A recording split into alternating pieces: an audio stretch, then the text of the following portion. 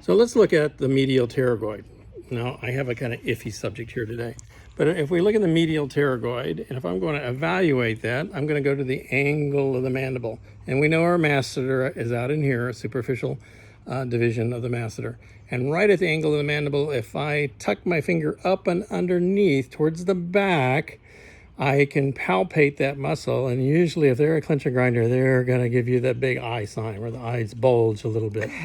Now keep in mind, there's the submandibular gland there, and that's one reason why I'm back closer to the angle of the mandible and not up forward. And you can get a false positive if you have some issues with your saliva glands, particularly something like Sjogren's disease or such.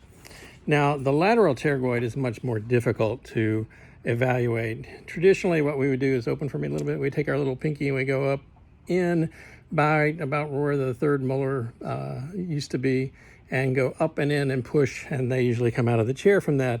And that's kind of hard to say if there's really muscle or there's ligament back there. There's a lot of structures back there.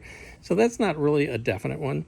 But if I have them protrude and back and go forward, and if they protrude to one side or the other, they can either be a joint issue or it could be the lateral pterygoid. So what I have them do is protrude against my fingers, protrude really firm, and I ask them if they feel any tension or tenderness back in there. And if they do, then it's probably the lateral pterygoid, particularly if they're deviating, as long as we're not dealing with an intercapsular issue. All right, hope that helped.